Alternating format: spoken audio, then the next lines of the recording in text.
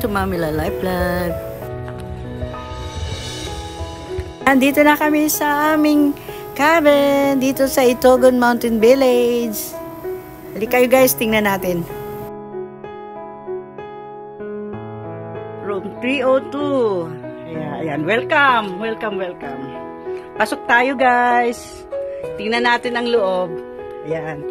Yan, pagpasok pa lang, kitchen sink na may magandang view habang naghuhugas ka ng plato.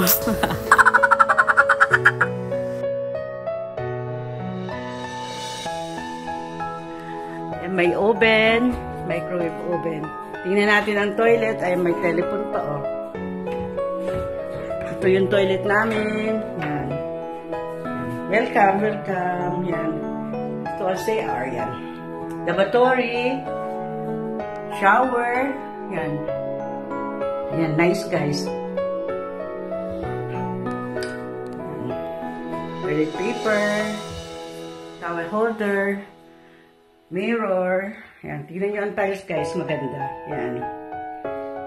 Bakit tayo dito? Isa lang siyang room, pero two bed siya available. Ayan. Ang laki. Good for 5 person. I think 6 person. Pwede. Ito. Ayan, may ref. Ayan, electric fan kung medyo nainitan. Pero malamig naman dito guys. Nandito tayo sa bundok eh. Ayan, mga towels. Ayan, may couch. Puan, pwede rin tulugan. Yan yung kabilang ano. Cabin pala. So, yung dining table, pagkakain kami, yan. Pwede rin magluto eh. Yan. Pero hindi luto na ano ha, bawal magluto. Ayan, habang kumakain, makikita niyo ang view. Ayan, meron pa rin sa baba guys, ayan o. Ayan. Nice, diba? Ayan.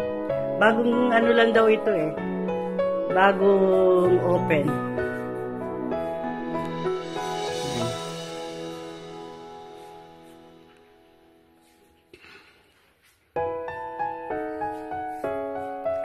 Yan ang aking apo, kaya kami nandito dahil birthday niya bukas. Rio, happy birthday! Rio, happy birthday! Di na mamansin. Busy.